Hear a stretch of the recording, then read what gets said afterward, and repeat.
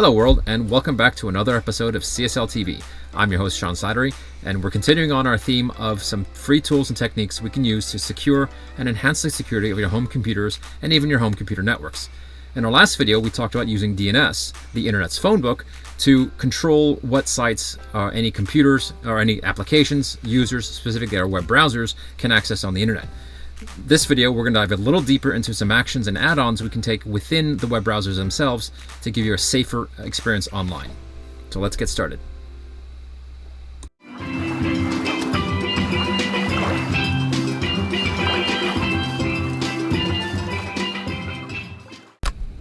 Alright, so we're going to be doing three things in this video. First of which is using an alternate browser from Chrome or Chromium platforms. We're going to be changing our default search engine, and then we're also going to be installing an ad blocker to remove ads and potentially malicious advertisements. So when it comes to default browsers, Google Chrome, we've used it for a long time. It is a good browser, but it is arguably the most popular platform for browsers. So Google Chrome, Microsoft Edge, Brave, they're all Chromium based. By being the most popular browser on the internet, it is also the most targeted browser on the internet. And just like every bit of software, there are always going to be vulnerabilities disclosed or discovered, and depending on how fast Google is able to release them, and subsequently the sub-vendors, Microsoft, Brave, and whatnot, and depending on how fast you can patch them, there is a certain risk associated with using a browser that is likely to be targeted when you surf the web. So for that, Mozilla Firefox is a really good alternate browser. It's a different code base, and even if you choose to use, like we do, Chromium-based browsers as well, setting it as your default is a very easy way to reduce your risk and reduce your attack surface from accidentally clicking a link that ends up being malicious. So for Firefox, I've already downloaded it and installed it. You can just search for firefox.org, but we're going to get to that in a second. One of the things I want to make sure we do as soon as we install Firefox is set it as our default browser, but then also make sure that it's able to use our DNS settings we established previously. So that's it.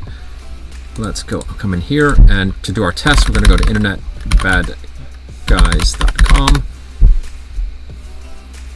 and we do see the splash page come up correctly. It is encrypted. What we do recommend people do as well is come into Firefox and go to certificates. Now Firefox keeps certificates a little differently than Windows, so we want to go ahead and manually ensure that the Cisco Umbrella certificate, which we downloaded previously, is explicitly trusted to identify websites. I've never known the certificate used for emails, so I don't even bother with that. The key thing is make sure we explicitly trust it for websites. So now we know that when we get a splash page up for Internet Bad Guys or example adult site.com, it's also a handful to type, it works correctly. So there we go. That is installing an alternate web browser. Honestly, it works really, really well, and I have no issues with transitioning between Firefox for my default, and then also, still maintaining a large number of tabs, as many of us tend to do, in the different browsers beyond that. So the other thing we can do, actually a quick story on that, is default web browsers is, before we get into changing our search engines, a quick story. A number of years ago, I was doing a web proxy demonstration for a customer, and one of the things we could do with that particular tool in question was allow things like Yahoo Messenger, AOL Messenger, back when those tools were really popular, to communicate over the internet, but we could block file transfers. So I was going through the demo, zipping around, and I searched for Yahoo Messenger, and I found the link. I thought it was a correct link, clicked download, installed it, started doing the demo, and realized, then I got a block page, and the web browser, the security tool in question came up and said, "This is a fake Yahoo Messenger." I thought to myself, wait a minute, what do you mean it's a fake? I just downloaded it. Well, as it turns out, I wasn't paying attention. I was going quickly. I thought I knew what I was looking at. It turns out it was a fake Yahoo Messenger website that got positioned at the top of the Google search list.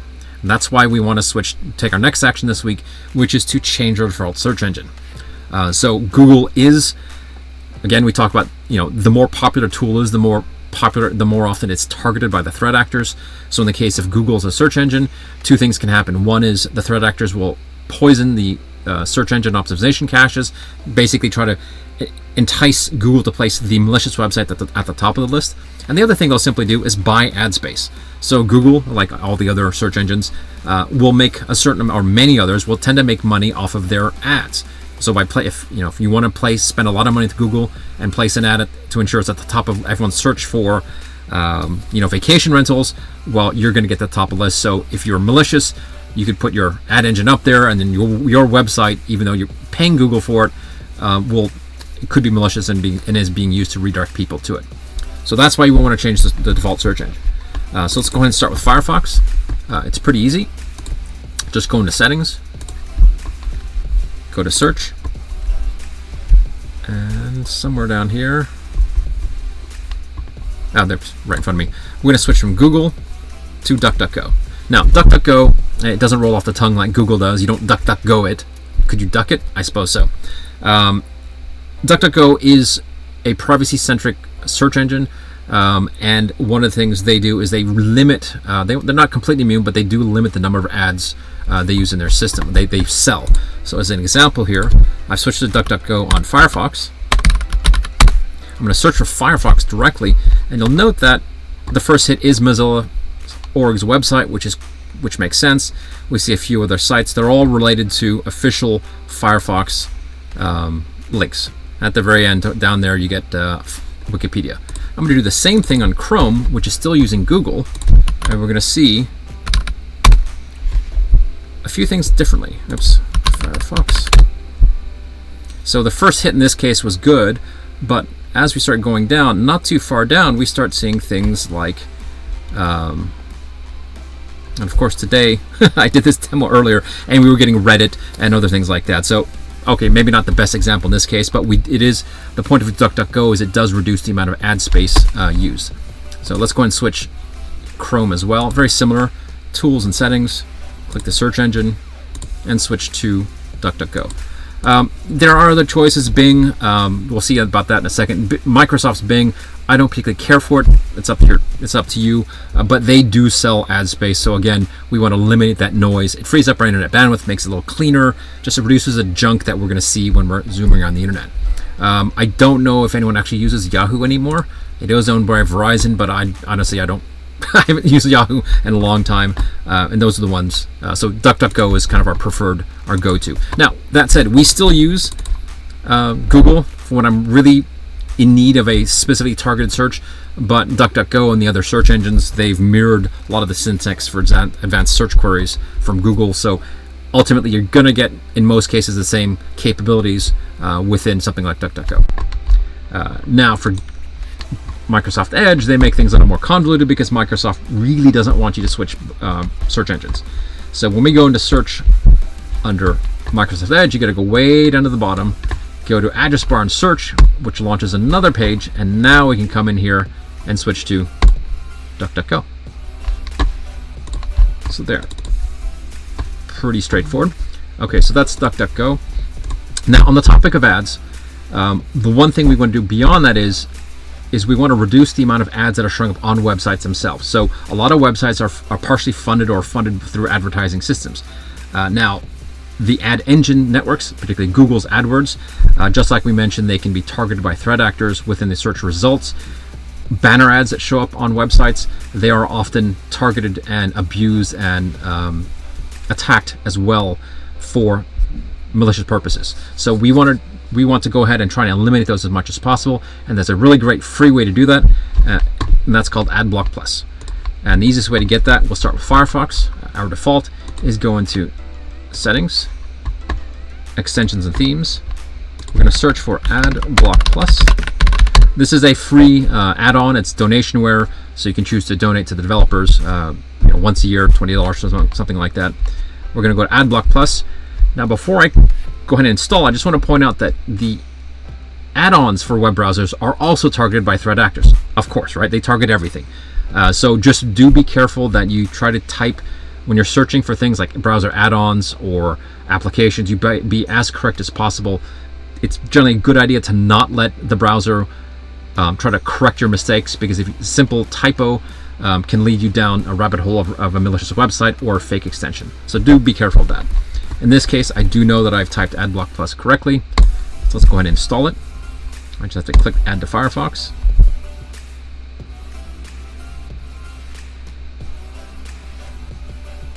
Takes a moment.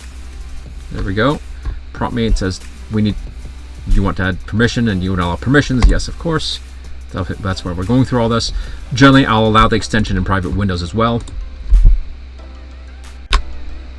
To demonstrate AdBlock Plus, we're going to take our default browser of Firefox, and we're going to go to a website that we know has banner ads on them. So Brian Krebs' website, he's a former Washington Post journalist turned cybersecurity privacy journalist. We know that his website has a few banner ads on it. So we can see that here in Firefox. For this demo, we're going to go into Chrome, Edge, and we're going to install the AdBlock Plus extension there. So for that, in Edge, we go to the hamburgers called the tools, go to extensions. We're going to get extensions from Microsoft Edge.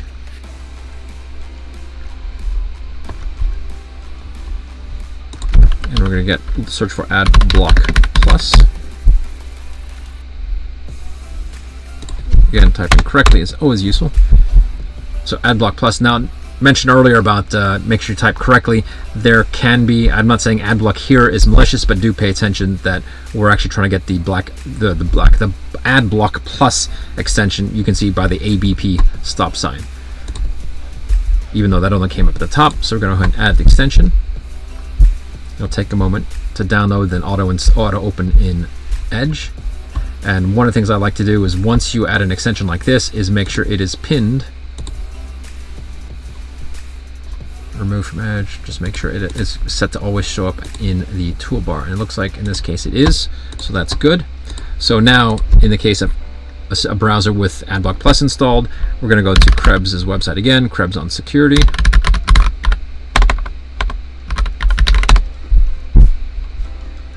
And if the demo gods are smiling on me and I type correctly, always again useful, Krebs on Security.com, we notice that there are no more banner ads. So comparing with AdBlock Plus in Edge, without AdBlock Plus in Firefox, notice the extra ads. So in this case, now I know that Brian Krebs' website is generally safe. So let's say I wanted to be, but these, keep in mind, I can say that I trust Brian Krebs' website, but he's not running its advertising. He's actually relying on a third-party vendor, which these third-party vendors do get attacked. So, but let's just say I needed to, you'll see some news websites say, hey, we've seen you running an ad blocker, please support our website. So if you wanted to go ahead and allow ads from a specific location, we would go into AdBlock Plus, in this case with Edge, because that's what we have installed so far. Turn off block ads on this website, click refresh, and now we get our ads. So the process of installing the extension on the other browsers, we'll go through that. Let's go to Firefox, go to Settings, Extensions and Themes, search for our favorite, AdBlock Plus. The ABP stop sign extension or icon. Let's go ahead and add that.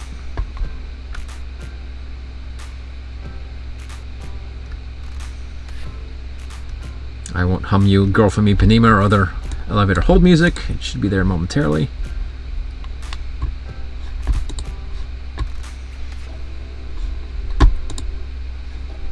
Oh, there it is. Add. In this case, I'm going to go ahead and allow the extension to run in private windows. At least if I'm running a private window, I'd still want to suppress any ads that show up.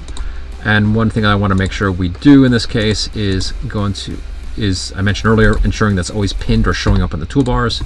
Let's get rid of these for a moment, clean up the display.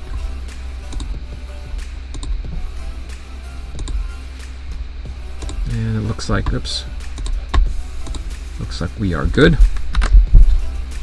If I refresh, we can see that. Of course, we did turn that off. No, we didn't turn that off for this one. That's all right. It's a cache issue there. That's not a big deal. Let's go ahead and go to Chrome and do the install here. So Tools and Settings.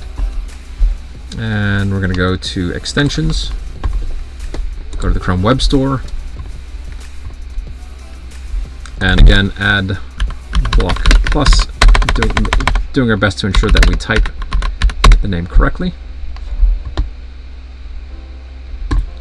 Add Block plus, and interestingly, oh yeah, sorry, right in front of me. The icon was a little different, so it threw me off. There we go. Add to Chrome. Add extension.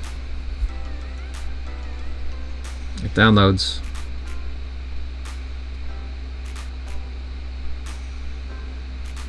And it installs. There we go. Okay, so there we have it.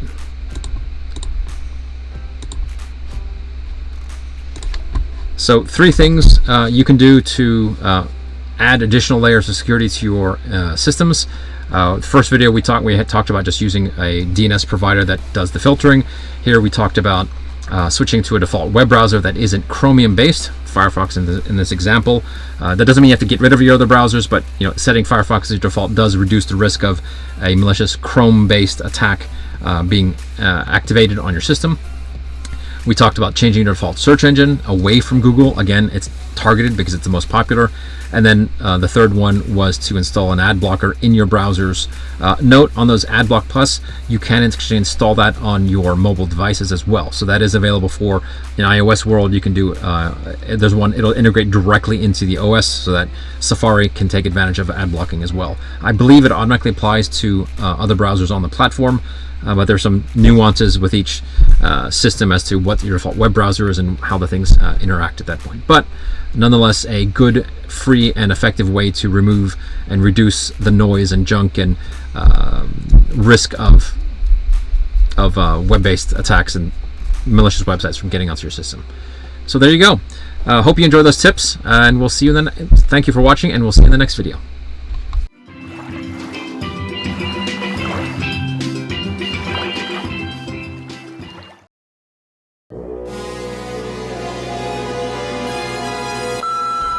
Help secure and enhance security. Whoa. Okay, so in this video we're going to be doing 3 things. What did I say earlier? Okay, so in this video, oh my goodness.